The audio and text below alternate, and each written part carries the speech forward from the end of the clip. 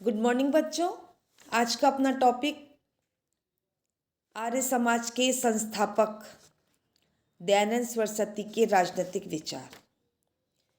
इससे पहले वाले लेक्चर में अपन ने दयानंद सरस्वती के राष्ट्रवाद संबंधी विचारों पर चर्चा करी और उनको समझा, जिनमें हिंदू पुनरुत्थानवादी, स्वराज्य, आत्मविश्वास व स्वावलंबन की चेतना जागृत करने वाले, स्वदेशी की बात करने वाले और राष्ट्रभाषा और संपर्क भाषा के रूप में हिंदी की बात करने वाले और भारतीय समाज में जो विभिन्न बुराइयां फैली हुई थी उनको दूर करने का, राष्ट्रीय चेतना को जागृत करने का उन्होंने प्रयास किया। तो इस प्रकार से दयानंद सरस्वती वह व्यक्ति थे जिन्होंने सर्वप्रथम आधुनिक युग में भारतीय राष्ट्रवाद को एक स्पष्ट स्वरूप प्रदान किया और भारत में राष्ट्रवाद की परंपरा का सूत्रपात करने वाले प्रमुख विचारक के रूप में दयानंद सरस्वती का नाम प्रमुख रूप से लिया जाता है। स्वदेशी राष्ट्रभाषा व स्वराज्य की अवधारणाओं का भारतीय राजनीति में प्रयोग करने वाले वे प्रथम विचारक थे। अतः दयानंद उस राष्ट्रवादी परंपरा के जनक थे जिसका तिलक, पाल, लाला लाजपत राय आदि के विचारों में हम देख सकते हैं। आज इसी क्रम में दयानंद सरस्वती के राजनीतिक विचारों पर अपन चर्चा करेंगे। यद्यपि दयानंद सरस्वती एक राजनीतिक चिंतक नहीं थे, लेकिन समय समय पर जो उन्होंने भाषण दिए, जनता को जागृत करने की बात की, वे राजनीति से प्रेरित थे। राजनीतिक विचारों के क्रम में सबसे पहले उन्होंने प्रबुद्ध प्रजातंत्र की बात करी और इस प्रबुद्ध प्रजातंत्र के विचार में राजनीतिक दर्शन में मनुस्मृति और वेदों के विचारों का हमें समन्वय देखने को मिलता है।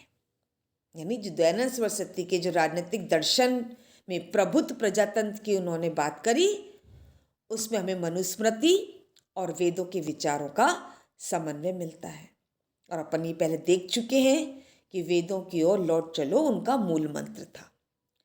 मनुस्मृति में जिस राजतंत्र के सिद्धांत का प्रतिपादन किया, जो धर्म और मंत्रियों के सहयोग से शासन करता है, यानी राजा, मनुस्मृति में जो राजा है वो अकेला शासन नहीं कर सकता, उसको मंत्रियों समय समय पर उसे अपने मंत्रियों से मंत्रणा करनी पड़ती है शासन व्यवस्था के संचालन के लिए, और मनु का राजा धर्म के अधीन है।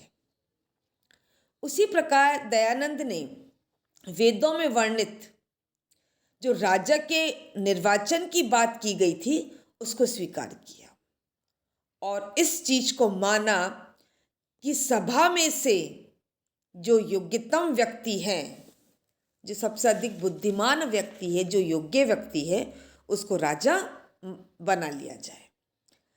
तो राजनीतिक दर्शन में मनुस्मृति के विचार भी देखने को मिले और वेदों के विचार को भी।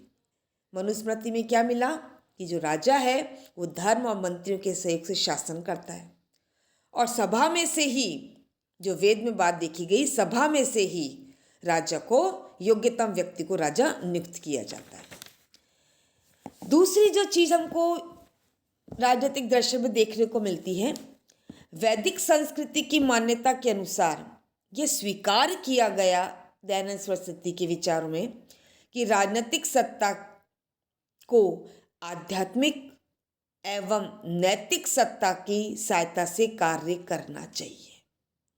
कि जो पॉलिटिकल पावर है उसको हमेशा आध्यात्मिक और नैतिक सत्ता की सहायता से कार्य करना चाहिए, तभी जो राज कार्य है उचित प्रकार से हो सकेगा। सोच समझकर कार्य करना चाहिए, तभी राज कार्य कैसा रहेगा, उचित हो सकेगा। उन्होंने राजनीति को नैतिकता से कभी भी पृथक करने की बात नहीं करी। हमेशा राजनीति का संबंध किससे होना चाहिए, नैतिकता से होना चाहिए। और शासक को शासन के लिए एक सर्वोपरि लक्ष्य को बताया, और वह लक्ष्य है मानव कल्याण। तो दयानंद सरस्वती के राजनीतिक विचारों में हमें मनुस्मृति और वेदों के विचारों का एक उचित समन्वय देखने को मिलता है। जो दूसरा पॉइंट है इनके राजनीतिक विचारों का, जिनमें लोकतंत्र, सिद्धांत और व्यवहार। दयानंद सरस्वती एक महान प्रजातंत्रवादी थे, लोकतंत्रवादी थे, जनतंत्रवादी थे, और सर्वप्रथम प्रजातांत्रिक शासन पद्धति के आधार पर आध्यात्मिकता से परिपूर्ण धर्म एवं संस्कृति की आधारशिला पर राष्ट्रीयता के एक सुंदर, एक सुदृढ़, एक अजय दुर्ग के निर्माण की एक उन्होंने योजना बनाई, अद्भुत योजना बनाई। इसके अंतर्गत हर व्यक्ति का गुण, कर्म और स्वभाव के आधार पर ही विकास हो सकता है, इस बात पर बल दिया कि कोई किसी का किसी क्षेत्र में शोषण नहीं कर सकता है।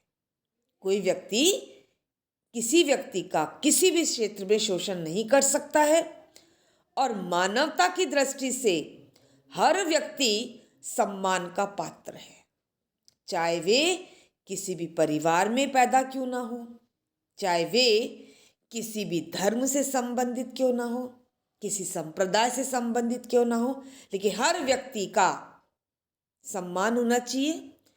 किसी भी व्यक्ति को किसी व्यक्ति का शोषण करने का कोई अधिकार नहीं है। यानी उनका ये दृष्टिकोण, जो लोकतांत्रिक दृष्टिकोण है, वह पूरी तरीके से मानवता की दृष्टि से संबंधित है। उनका राजनीतिक दृष्टिकोण प्रजातांत्रिक चेतना से निर्देशित था। दयानंद सरस्वती की लोकतांत्रिक परंपरा में निष्ठा को हम कुछ बिंदुओं के आधार पर, कुछ तथ्यों के आधार पर देख सकते हैं, जिनमें हिंदू समाज में धार्मिक विशेषाधिकार जन्म के आधार पर ब्राह्मण वर्ग को परंपरा से प्राप्त है। हिंदू समाज में क्या है, जो धार्मिक विशेषाधिकार है, जो धर्म के अधिकार है, वो जन्म के आधार है, ब्राह्मण वर्ग को वो अधिकार। परंतु उनके द्वारा स्थापित जो संस्था है समाज, उसका जो संगठन है, वो किस पर आधारित था, निर्वाचन पर आधारित था। यह हिंदू समाज के लिए एक क्रांतिकारी परिवर्तन था। आर्य समाज में यज्ञ कराने का विशेषाधिकार केवल ब्राह्मणों के पास नहीं था। किसके पास था, जो वास्तव में सही यज्ञ करा सके, चाहे वो किसी परिवार का हो, चाहे वह किसी धर्म का हो, चाहे वह किसी जाति का हो। उनके आदर्श राज्य में केवल एक शासक को निरंकुश अधिकार प्रदान नहीं किए गए, वरन राज्य के अन्य अंगों को भी महत्वपूर्ण अधिकार प्रदान किए गए। वे अंग भी निरंकुश ना हो जाए, इसलिए उनके निर्वाचन की व्यवस्था है। यानी जो शासक है उसको ना तो निरंकुश अधिकार प्रदान किए गए, और कोई भी अंग निरंकुश न बन पाए, इसके लिए सबसे अच्छा जो साधन है वो है निर्वाचन। और निर्वाचन के साथ साथ उन्होंने नियंत्रण और संतुलन के सिद्धांत को भी अपनाया, यानी सेपरेशन ऑफ पावर, शक्ति के संतुलन के सिद्धांत, बैलेंस ऑफ पावर की थ्योरी को भी अपनाया गया, जिससे कि कोई भी अंग या कोई भी शासक क्या नहीं बन सके, निरंकुश नहीं बन सके। उन्होंने शासन के 3 प्रमुख अंग, एक तो धर्मार्य सभा, एक विधार्य सभा और एक राज्य सभा की बात करी। और इन तीनों सभाओं का जो संगठन का आधार था वो था निर्वाचन। यहाँ दयानंद सरस्वती में हमें इस विचार का मूर्त रूप दिखाई देता है। कौन से विचार का? कि शक्ति भ्रष्ट करती है। यदि किसी के पास पावर आ जाती है तो व्यक्ति क्या बन सकता है? भ्रष्ट बन सकता है। और यदि इसको पूर्ण शक्ति मिल जाए तो पूर्ण शक्ति पूरी तरीके से भ्रष्ट करती है। अतः शक्ति पर शक्ति का नियंत्रण होना चाहिए।